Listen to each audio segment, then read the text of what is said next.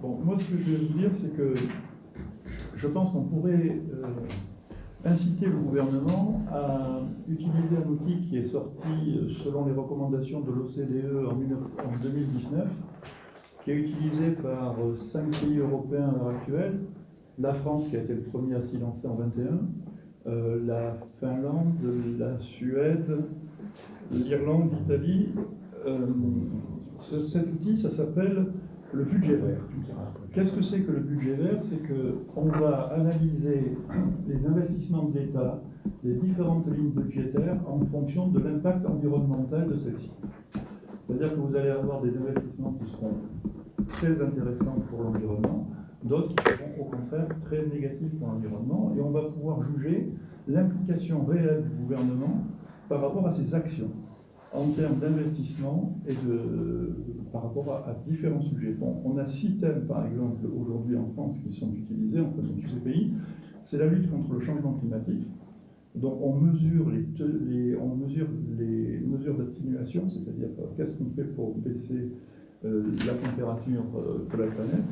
Une adaptation au changement climatique et prévention des risques naturels, c'est-à-dire faire en sorte que, par exemple, on perméabilise beaucoup plus les sols, puisque à partir du moment où on a des sols imperméabilisés, on a des risques sur quantité d'eau qui vont faire des dégâts.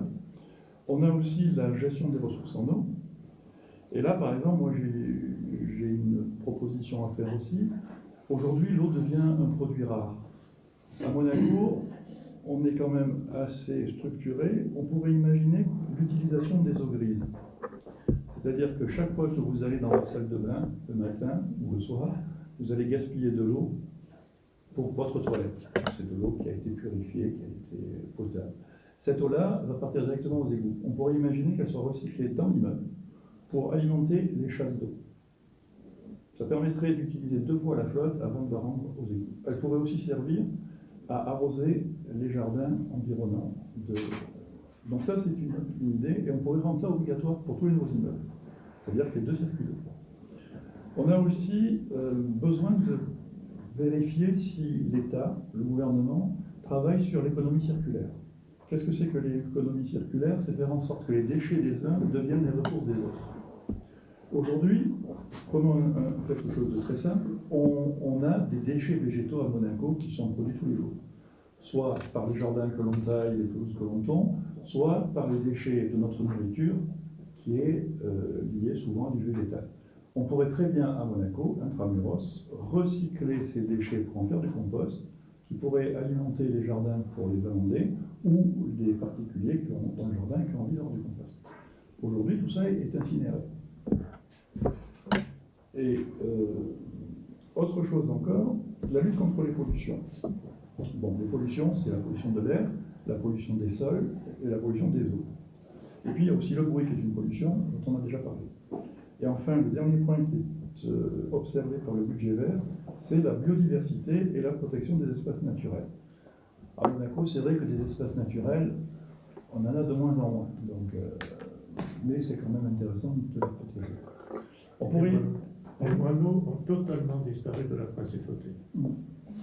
Avant, Mais il y avait des pigeons, moineaux. Il y avait des moineaux partout. Je pense que vous devez vous en souvenir. Quand j'étais petit, les moineaux se disputaient la nourriture avec les pigeons. Aujourd'hui, le moineau a totalement disparu de la principauté. Et je crois, les tourterelles, est-ce qu'il reste encore des tourterelles à Monaco? Quelques-unes. Pardon? Quelques-unes. De temps en temps. J'en vois. Oh, les pigeons, c'est incroyable, les pigeons. Ouais, mais en plus on les attire. Bon, non, ça c'est autre chose. Une boutade. Bon, le budget vert donc permet d'évaluer les actions du gouvernement au prix de l'environnement. Un tel budget traduit l'engagement environnemental concret de la collectivité. Il met en lien les dépenses et un impact environnemental significatif, positif ou négatif, pour ensuite les évaluer, en évaluer les effets. C'est un outil de mise en cohérence de l'action publique.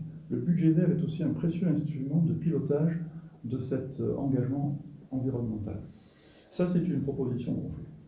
Après, moi, je veux bien, puisqu'on est dans une conférence de presse, répondre à toutes vos questions concernant l'environnement. Ça vous permettra de prendre un peu la parole, si vous en avez envie.